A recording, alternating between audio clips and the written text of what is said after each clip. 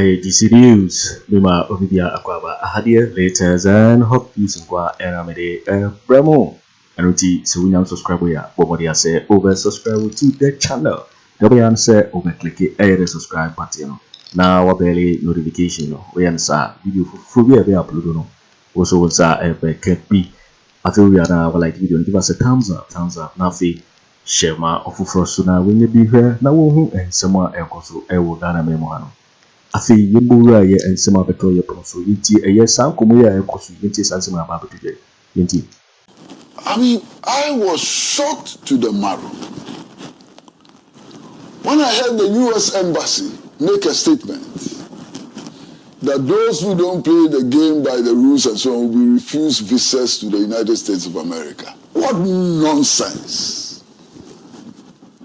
The United States of America is not heaven.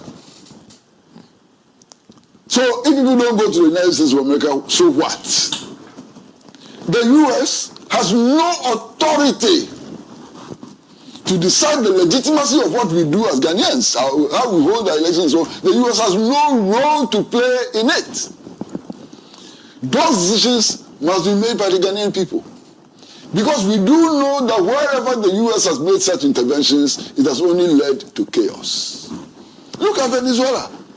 Look at how the people of Venezuela are suffering because of this needless intervention by the United States of America. Sometimes it's not even about elections. It's about political choices which are not necessarily about elections. Look at Cuba. Look at what they've done to Cuba. 2 million people have died in Iraq. We are not expecting the United States of America to decide for us what processes we follow or we do not follow. The US has no business and they should stay out of this. The people of Ghana have the capacity to decide for themselves whether elections have been rigged or not.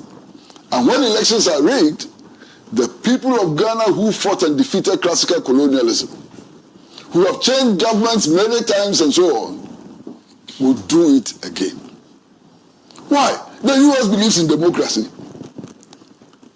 It is the belief of the US in democracy which led it to sponsor the 1966 coup against Kwame Nkrumah. Is that what we are being told? And indeed, all the problems we have today can be traced, or most of the problems can be traced to the 1966 coup. The US. The US which was involved in the assassination of Patrice Lumumba because of his political views and so on. It has no role to play in Ghana, no role to play in Africa. They should shut up and leave us alone. Well, I mean, to start with, I've made extensive comments on the Supreme Court decision. And it is not my intention this morning to repeat all the comments that I've made before. What I'd like to emphasize that it is only in Cuckoo's Land that the assumption can be made that a Supreme Court decision necessarily stops all disputes. It doesn't. As we speak here, as we sit here, the conflict in Boku is raging. And the conflict in Boku is raging in spite of numerous Supreme Court decisions. So Boku should tell us very clearly that the assumption that the Supreme Court is the final arbiter in legal disputes and so on cannot be understood that once the Supreme Court makes a decision, disputes vanish, conflicts vanish, and so on. It's not true. Boku is the clearest example. Now, the second point that I like to make, and this point has been made by several people, it's not my original thought, is simply that decisions of the Supreme Court have to have a certain level of consistency. Because if they fail to have a certain level of consistency, what it would then mean to ordinary mortals like me and so on, that every judge and any judge can decide anything and that the law itself has no consistency. In which case, the interpretation of the law will be seen as a biased enterprise. And once we begin to see that the interpretation of the law is a biased enterprise, and is not rooted in principle and so on, we create conditions for general anarchy in our society. Now, why do I say this? I say this because that day when I listened to the Supreme Court judges, those who were empaneled, when I listened to them, one of the reasons they stated was that the Supreme Court has jurisdiction, appellate jurisdiction, in all judicial decisions. And Senna, I was so shocked. Because the Supreme Court of Ghana has in an earlier case decided that when it comes to election disputes, the Supreme Court does not have appellate jurisdiction. The Supreme Court had told us that if you look at the relevant sections of the Constitution, articles in the Constitution, which deals with, election disputes are to be heard by the High Court.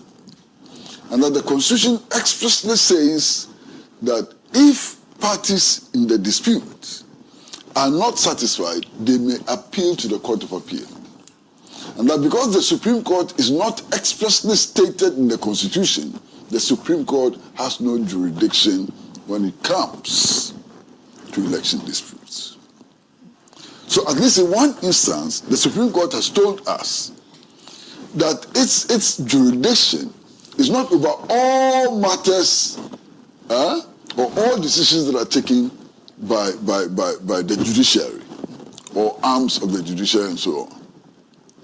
So how come that the Supreme Court is taking this decision? And the shock of it is that it's a unanimous decision. Okay? The shock of it all is that it's a unanimous decision.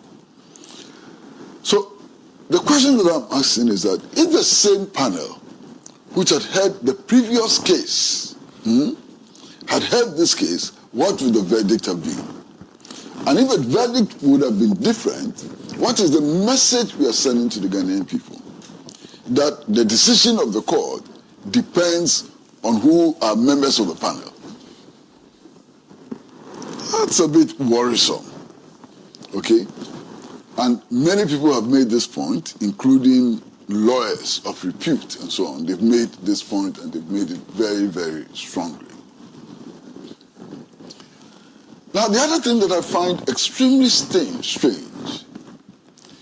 is the demeanor of some of the judges. And the judges themselves will tell you that demeanor is important. When they are trying cases, one of the things they take into account is the demeanor of witnesses who appear before them, the demeanor of parties to the dispute, and the demeanor of accused persons and so on. Is an important consideration in law. So I'm not making it up. Now, if you look at the demeanor of some of the panel members, it is worrying. And indeed, I read one newspaper which made the point about the anger displayed by the Chief Justice. I'm saying that Chief Justice, judge of the Supreme Court, a matter of constitutional interpretation has been placed before you. Where does the anger come from? How can you be angry? Indeed, you are not expected to display anger, which is an emotion. You understand? So that anger itself raises many substantial questions. And it was displayed, in ways which I felt, as a citizen of this country, were unpalatable. You understand? For example, I heard the Chief Justice say in a demeanor which can only be seen as anger. That how come, where is this country going to, and so on? How come that in the midst of all that is happening, Parliament is not sitting? There was nothing before the court about whether Parliament should sit or not sit. The issue before the court was not about Parliament sitting or not sitting. You understand? And yet, she made this comment in open court. And I think that comment, judicial notice can be taken of that comment. Then there was a point also where she actually went into exchanges about why the speaker had not filed, or the lawyers of the speaker had not filed their responses, to the case which had been filed by the plaintiffs. And I'm a layman. I didn't go to law school. I'm sitting at home. And I'm saying that, look, what am I missing? The lawyers of the speaker had gone to court to ask the Supreme Court to set aside decisions that it had made earlier because the processes were legally invalid. That's the case they took to the Supreme Court. Now, that carries an assumption that as far as they were concerned, there was nothing illegal and substantive before the Supreme Court. How can they answer? Master, how can they answer when they think that, properly speaking, legally speaking, constitutionally speaking, there was nothing valid before the court? So their case before the court to set aside the decisions of the court is a response. It is only after that has been dealt with that they may or may not file, responses to the original case before the Supreme Court. So I was really surprised. And then instantly, the Chief Justice poses a question to the lead counsel for the speaker and says, can we go ahead without you? Now, this is the same court which had insisted that anybody whose case is being heard needs to be given a hearing. Being given a hearing was so important for this panel. And yet, at the same time, when it came to the speaker, they wanted to know whether they could go ahead without the speaker. In fact, they pressed upon the speaker's lawyers that they could vacate their rights to make an appearance, to participate in the decision. And I found that exceedingly strange. Now, Senna, I think that there are some principles which ought to be made very, very clear to all public servants, including those who sit on the bench. Okay. Why do we have a Supreme Court? Why do we have Supreme Court judges?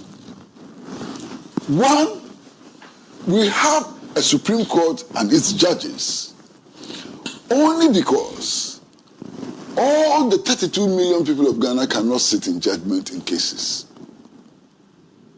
Okay? So our power, our right to judge, to interpret the Constitution and so on, is delegated to some people to act on our behalf. I hope you understand what I'm saying. So anytime the Supreme Court sits and makes a decision, it is making that decision in our name, in the name of the people of Ghana. Anytime the Supreme Court makes a decision, that decision rightly is made in the name of the people of Ghana. Okay? Now, the Supreme Court itself is a creation of the 1992 Constitution. Okay. Now, this 1992 Constitution did not fall from heaven like the tablet on which Moses' 10 commandments were found. It was political struggles, political negotiations, and so on, which led to the crafting of the 1992 Constitution. And in the process of fighting for change, fighting for a return to limited democracy, what others will refer to as bourgeois democracy, people died. People lost their lives in that struggle. People suffered imprisonment. Many, many sacrifices were made in order to craft that constitution. So at every stage, we, including the Supreme Court judges, should be asking ourselves whether or not decisions which are being made today are in tune with all those who sacrifice so much, and so on, their aspirations. Is this what they were expecting? You understand? Is this outcomes for which they laid down their lives? Are these the outcomes for which people suffered so much in order to craft the 1992 Constitution? Now, the Supreme Court has made its decision. Okay. And I think that it is possible for us to look at the practical outcomes. Possible. Practical, possible outcomes. I've seen a letter written by a young man to the Speaker of Parliament, in which this young man is actually warning the Speaker of Parliament that if he doesn't accept the decisions of the Supreme Court, it would amount to a high crime for which he can be impeached, and so on, obviously.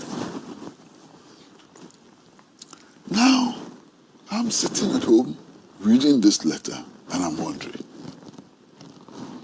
indeed, Parliament would make its decision. It is possible for the Speaker to convene Parliament on the 7th of November and announce the decision of the court, and to tell Parliament that this is the decision of the court. What do we do? Parliament can take a decision on it. Okay. Now, if Parliament doesn't have a quorum, that decision would not be taken. Parliament needs a quorum in order to be able to take that decision. And if Parliament does not have a quorum and can therefore not take that decision, it means that Parliament would not continue to sit. So the Supreme Court decision would actually not be implemented. Not because the Speaker wants it or does not want it, but simply because the House would not have the quorum for making decisions. That's number one. Let us say that the Speaker goes to Parliament and says that I make those orders, I'm withdrawing those orders. That's another possibility. And therefore, the MPP group, not caucus, the MPP group in Parliament, I'll explain that. The MPP group, not caucus, is the majority. If the Speaker were to make that declaration in Parliament, and the NDC side decides to walk out, will Parliament be able to sit? What will be the effect of the decision of the Supreme Court when the NDC group decides to walk out, to protest, and so on? And the NDC group has a right of protest, the right to protest. If they decide to protest in that matter, that decision of the Supreme Court would mean nothing, would have no effect, and so on. Okay. Now, let us also assume that the Speaker decides to defer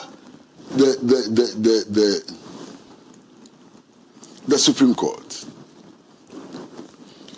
How is the Supreme Court going to enforce its decision? Is the Supreme Court going to order the police to arrest the Speaker?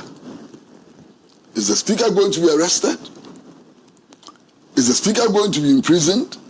And what will be the consequences of that for the work in Parliament and for the practice of this limited so-called bourgeois democracy in our country, if such an order were to issue. And in any case, if such an order were to issue, will the security forces, perhaps the police, effect that order? So what will be the consequences for all of us? Now, let us say that the Supreme Court then decides to charge the Speaker with contempt for not respecting his decisions or for obstructing his work. Now, if you read the Constitution very, very carefully, Parliament itself can also hold all citizens, including panel members of the Supreme Court, in contempt. So what if the Speaker also cites the panel members for contempt?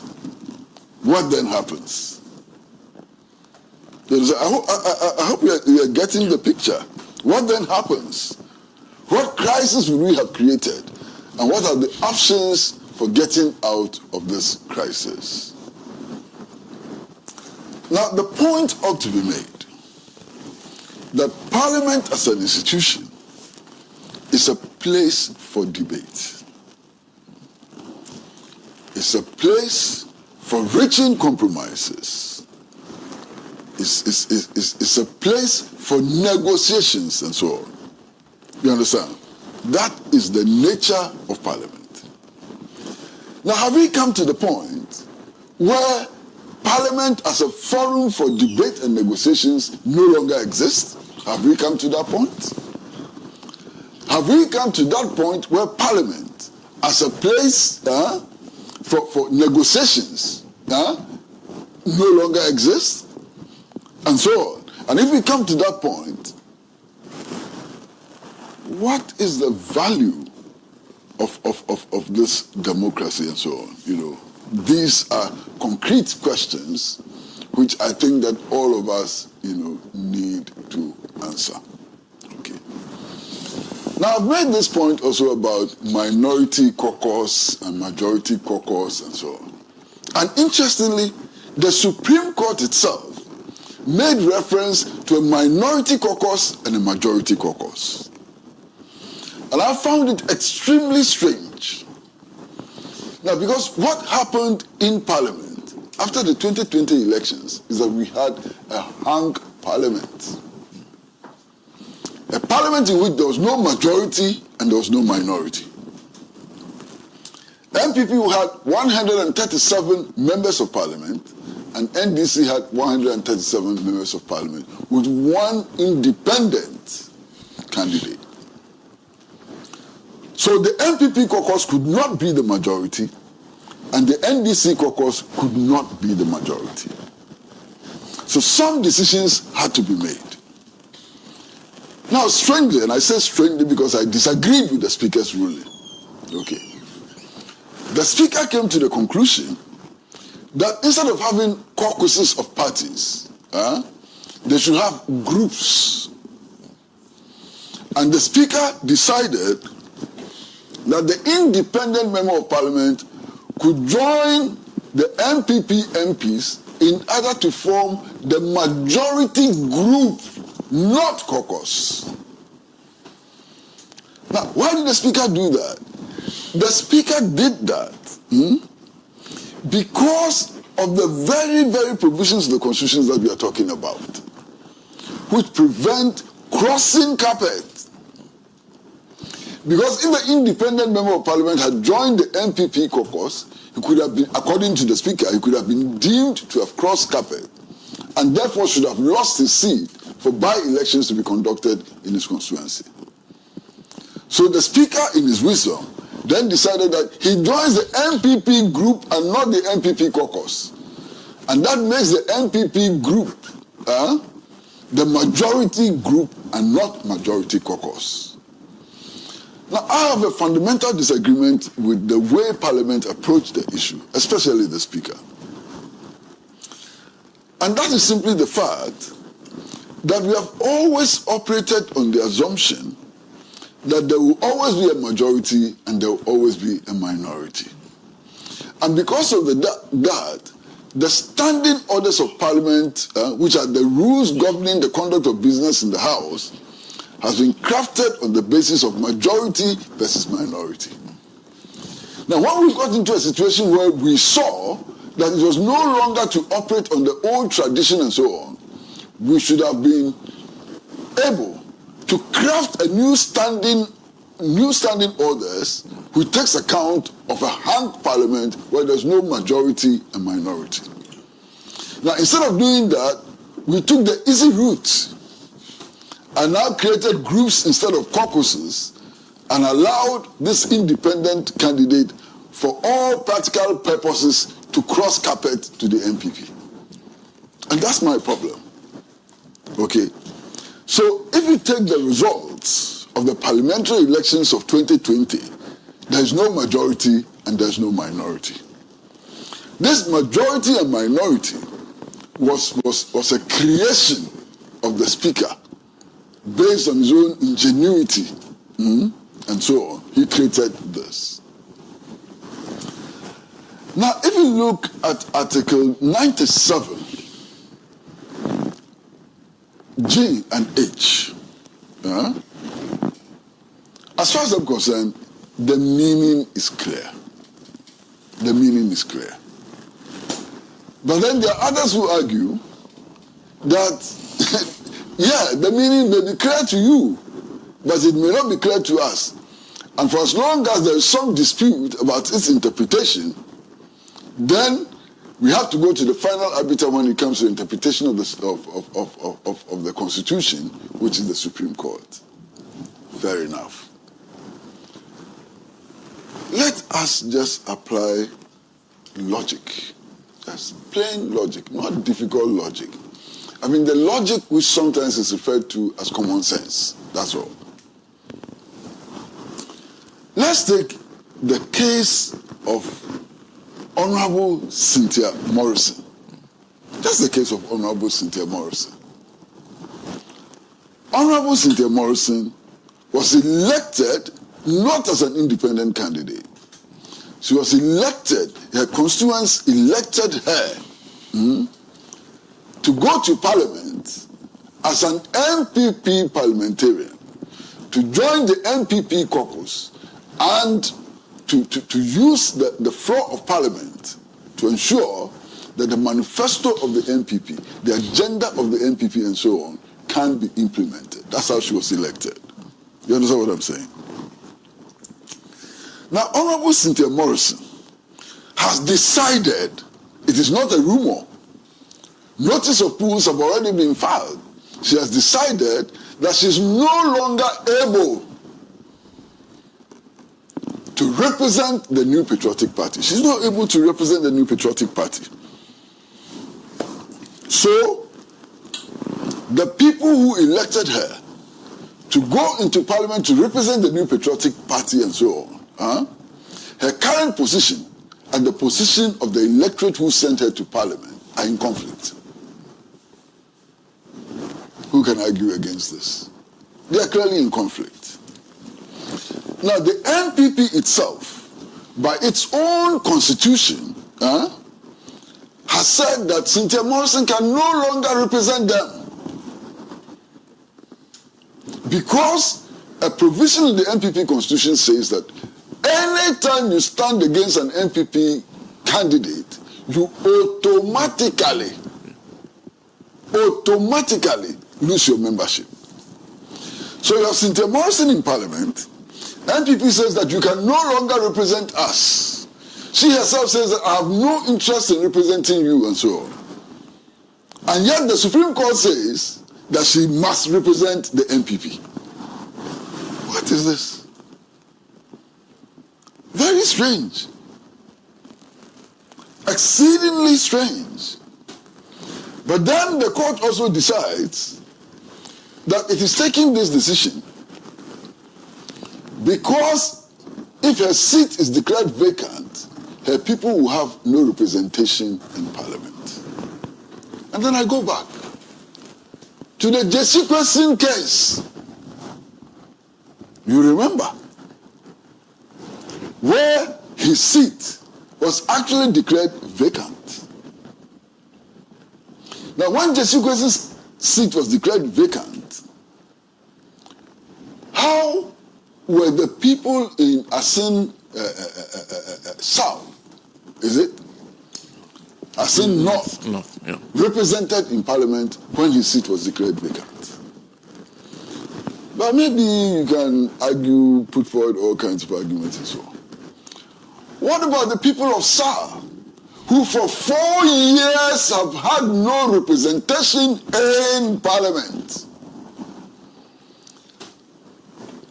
And it is not as if the Supreme Court is not aware of the fact that the people of SAR have no representation.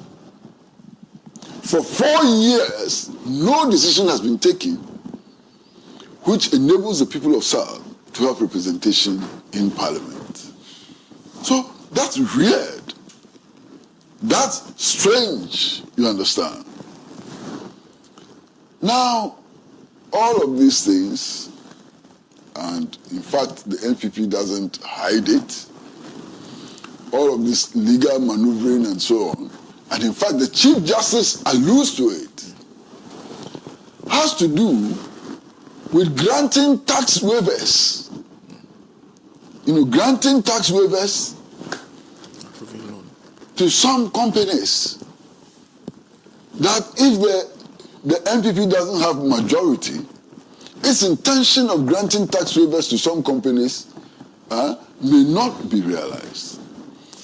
And the first question I ask is that, so all these tax waivers we've been granting in the last 7 years, what has been its effect? What has been its impact on the economy? Granting tax waivers, are they so very important as to push us into this completely unnecessary crisis, tax waivers? Has anybody taken the trouble to do a study about the impact of tax waivers on the economy? And why all of us should be dragged into this needless controversy and so on over the ability to grant tax waivers and so on? I don't know. So now the other issue which has been raised is simply the fact that next year, 2025, there ought to be a budget. And that budget ought to come before Parliament for approval. I don't know where that is coming from. The practice has always been that because of the possibility of getting a new government next year, there will be no budget before the elections. You understand what I'm saying? That there will be no budget before the elections. And that after the elections, the new government will then have the opportunity of presenting its budget. And that what has to be done is some interim financial arrangements which enables the new government to function until such time that it can present a new budget. So that argument about government being put in jeopardy because it cannot present a budget and so on, where is it coming from? Where is it coming from? Now, I find this controversy also to be particularly needless. Particularly needless. Because for every bill or everything that will be presented to Parliament for a decision, that decision will be made simply by votes. And whether or not we are the majority group or majority caucus or minority group or minority caucus is inconsequential. Because it will be done by votes. Now, if you look at the current composition of Parliament, I am quite sure that voting in Parliament would not be along the lines of 137 for NDC and 137 for NPP. Never. How can that be? It won't. So whether the NPP group is declared as majority group or minority group, its ability to marshal the numbers in order to take decisions that are favorable to government and so on is already in jeopardy because of the internal politics in that party. So to some extent, if you sit back and you watch this rigmarole, about minority group or majority group and so on, it sounds ridiculous. Now, let's say that 7 December arrives. Thank you, sir. 7 November arrives, and Parliament is recalled. The Speaker has to be the last person to enter the chamber. As the Speaker enters the chamber, both NDC and NPP are struggling for the right side of the Speaker. Because by that time, the decision will not have been made. Okay? The decision to accept the Supreme Court verdict or not will not have been made. So, there will still be the contention. What happens? Some have even suggested that it could lead to scuffles and so on. How is the Speaker able to take control of this situation and accept the Supreme Court decision or not accept the Supreme Court decision? I want to submit that the way out of this apparent crisis is not a Supreme Court decision. The way out of this apparent crisis is a very, very high-level display of statesmanship. Very, very high display of statesmanship. The exercise of simple gumption. The way out of this problem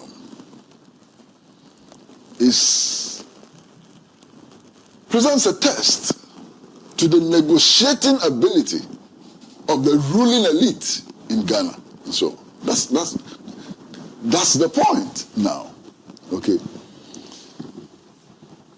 Early this week, I did an interview with a retired appeals court judge. And he said, on mic, that he really misses Kyeremanteng Bonsu. That if Kyeremanteng Bonsu was still the majority leader, we would not have come to this. And I've heard many, many others say that they miss Kyeremanteng Bonsu because he was adept at negotiation and so on. You understand? He did not push for confrontation where confrontation was avoidable and so on. Perhaps we should all agree with this retired judge of the courts of appeal. I don't want to think that all of this maneuvering is about positioning for the 2024 elections. I don't want to. You understand? But Senna, I'm already beginning to see some signs around the 2024 elections which are extremely worrying. And I hope that this is not one of them. Yo, it for waiting and summer ababeto yaproso. The council GC so and our heno. So we can subscribe here. Omodia say over subscribe to a channel. Sanse Hadia latest and hot news in Kwa Aremeyaw Anas. After we are like video, give us a thumbs up, Gyamfi, share my offer so now when you be here and I will and someone also will Ghana memoir. Also with me otchere working on 5 years. Sanse we now will comment boxing in my next video. Thanks for watching. Like and share the video. You can also drop your comment. Please don't forget to subscribe. Click on the bell to turn on the notification.